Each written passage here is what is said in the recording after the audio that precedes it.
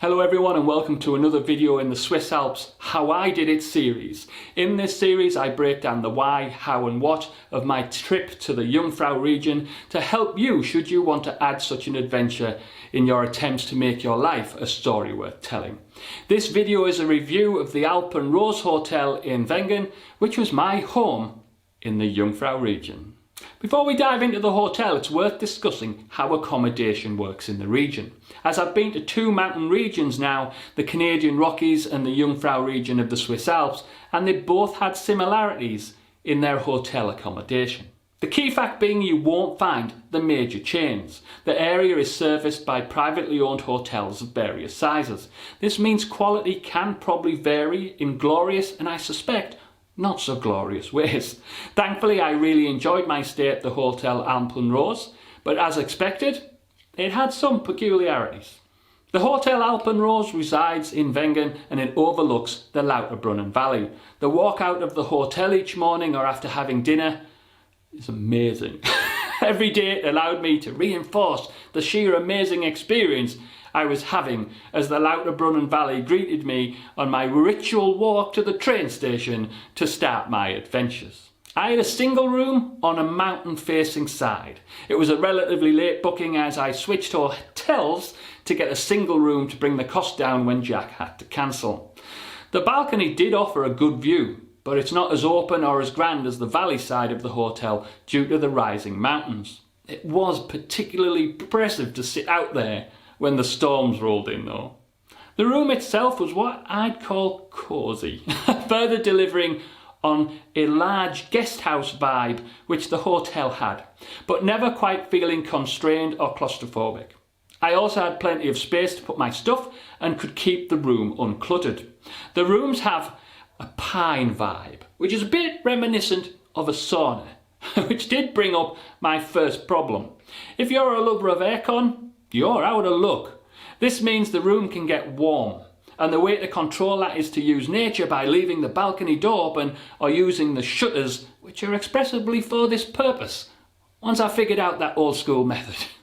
There isn't a vast amount of power sockets, so that may be a challenge.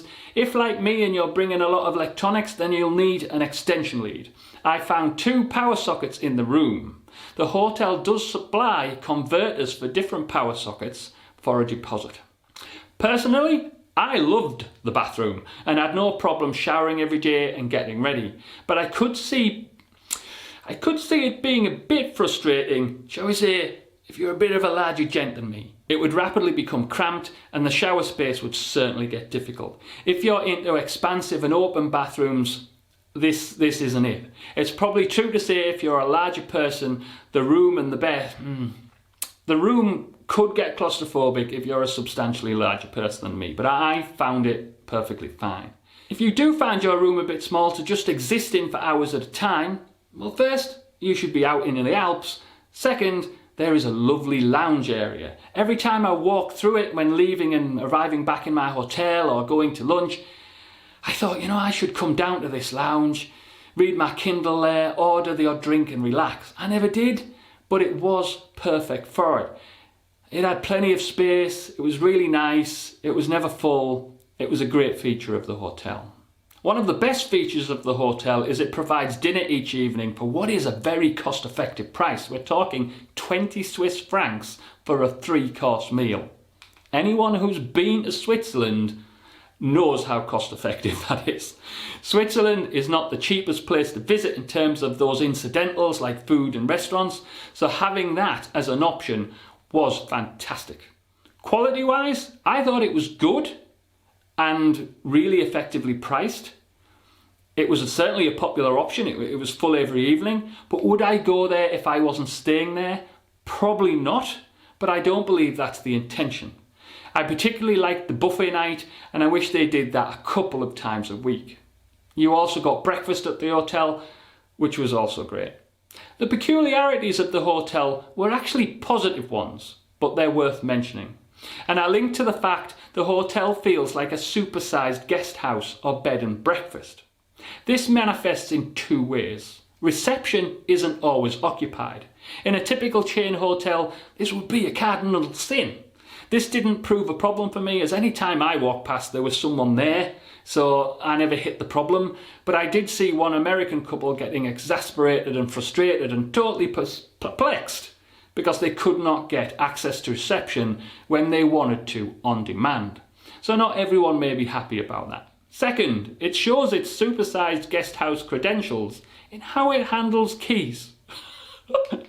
They're not electronic keys and have the whole "why the hell is my key so massive" guest house thing going on.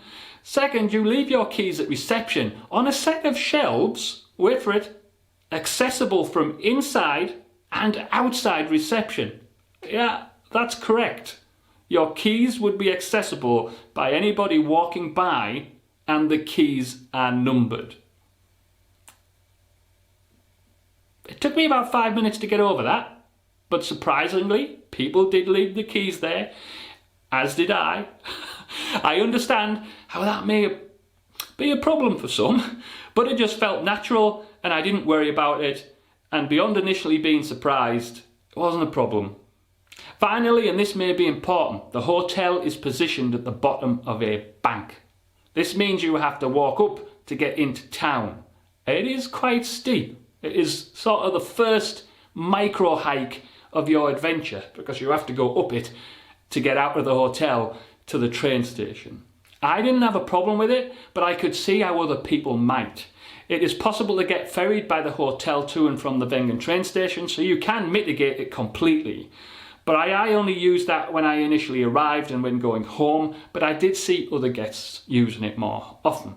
The hotel isn't the only one with this challenge. It is a feature of Wengen due to being on the side of a mountain. Would I recommend you stay at the Alpenrose Wengen? Yes, I liked it so much I ditched my last day in Geneva to stay an extra day.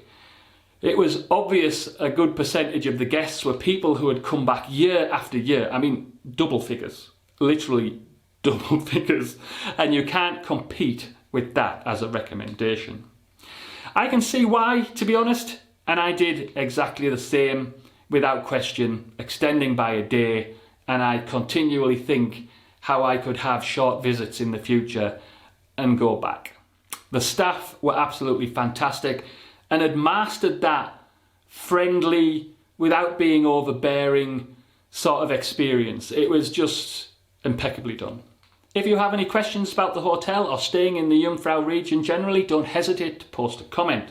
Certainly post a comment if you're watching this and have stayed in other hotels you'd recommend. Beyond that, please consider liking, subscribing and hitting the bell icon so you don't miss future videos, and let's make life a story worth telling together.